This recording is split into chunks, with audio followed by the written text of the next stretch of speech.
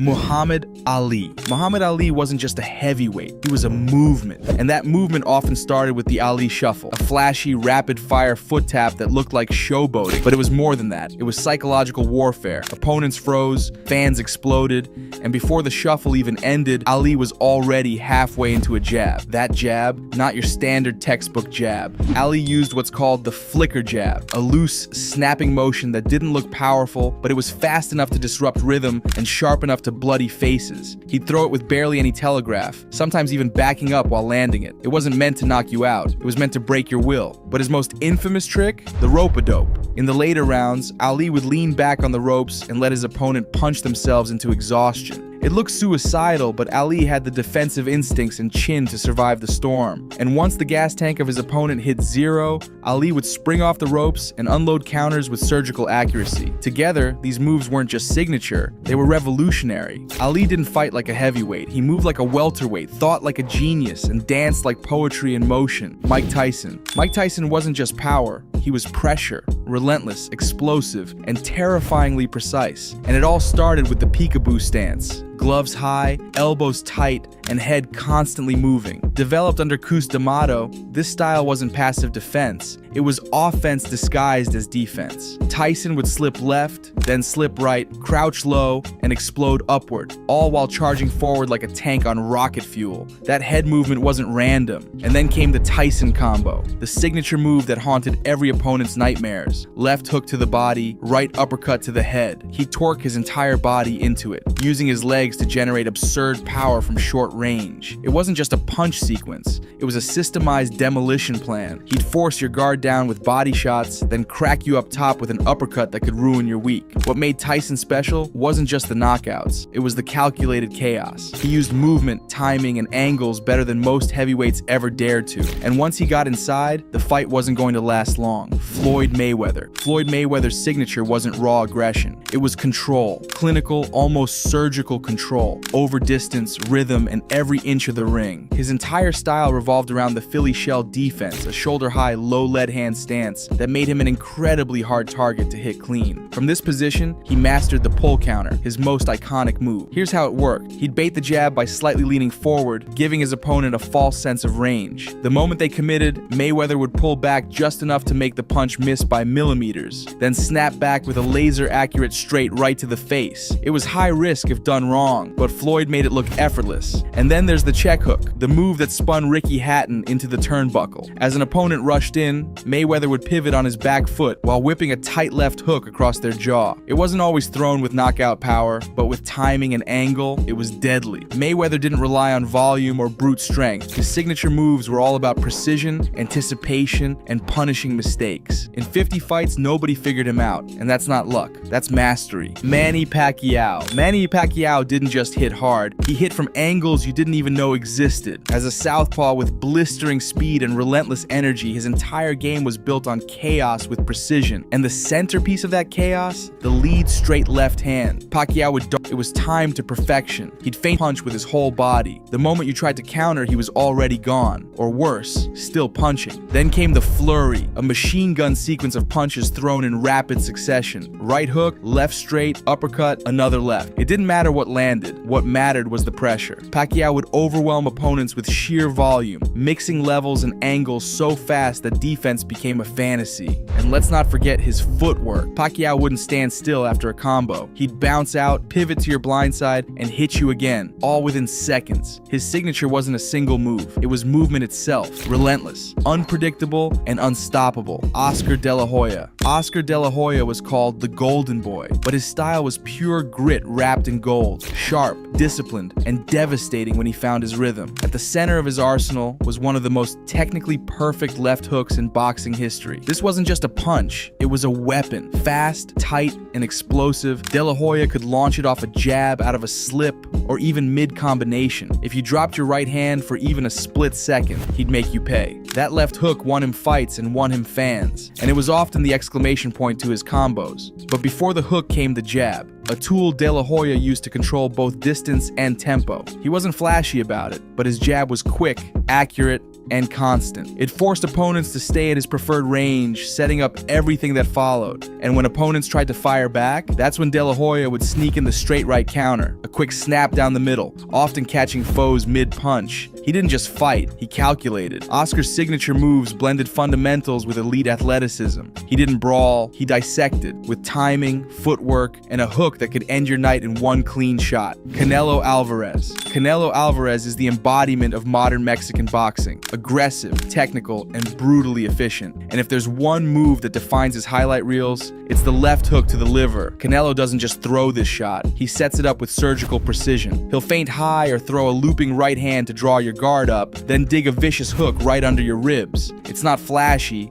but it's fight-ending. Fighters drop seconds after it lands, often with a delayed reaction that speaks volumes about the pain. But Canelo isn't just a body puncher. He's got one of the most dangerous power uppercuts in boxing today. Whether it's a sneaky rear uppercut through the guard or a counter as an opponent leans in, Canelo generates massive torque from short distances. He doesn't need space, just timing. Then there's his defensive brilliance. Watch closely and you'll see him slip punches by inches, not feet. He'll roll under a jab, rotate his torso off-center, and fire back with a perfectly placed counter. It's head movement with purpose, not panic. Canelo's signature isn't just power, it's control. He punishes the body, dismantles the guard, and makes every miss an opportunity for pain. George Foreman. George Foreman was like a force of nature. Massive, slow-looking, but horrifyingly destructive. His style wasn't built around finesse, it was built around power, and nothing announced that power better than his ramrod jab. Foreman's jab wasn't just a setup tool, it was a weapon in itself. Heavy,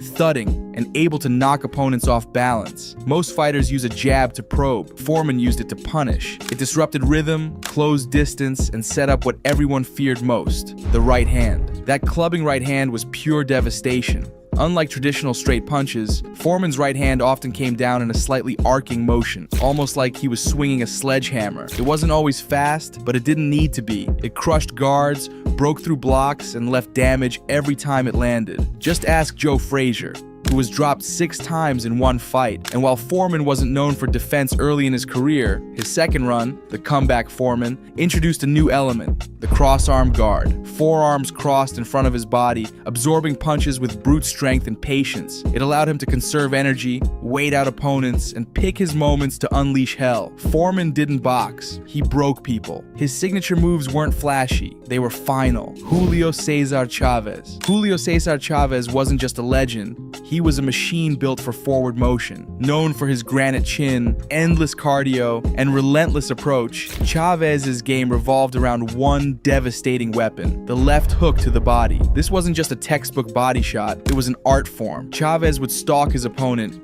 inching forward behind a tight guard, and once he got inside, he'd rip a left hook so deep into the ribs it felt like it could fold time. And he didn't just throw it in isolation, he'd double it up, body, then head, or head, then body, always reading, always adjusting. But the genius behind his pressure wasn't just brute force, it was ring cutting. Chavez had a sixth sense for positioning. He'd cut off escape routes with subtle footwork, steering opponents toward the ropes, then unloading combinations from close range. He made the ring feel small, suffocating, like there was nowhere left to run. Defensively, he used a tight inside guard, absorbing shots on his arms and gloves, slipping just enough to stay in range. Chavez wasn't flashy, but he was efficient. He didn't need space. He didn't need speed. He just needed one opening.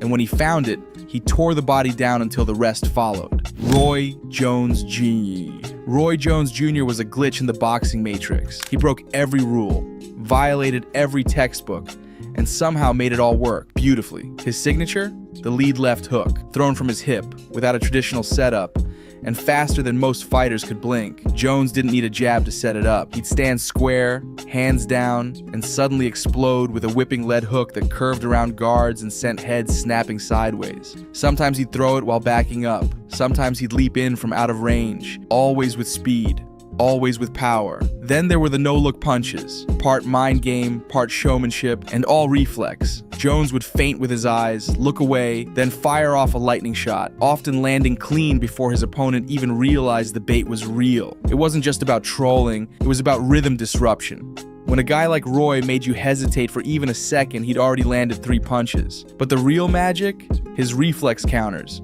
Jones had cat-like reaction time. He'd lean just out of range, sometimes with both hands at his waist, then launch a counter hook or straight right the moment you missed. Defense by intuition, offense by instinct. Roy Jones Jr. didn't box like anyone else.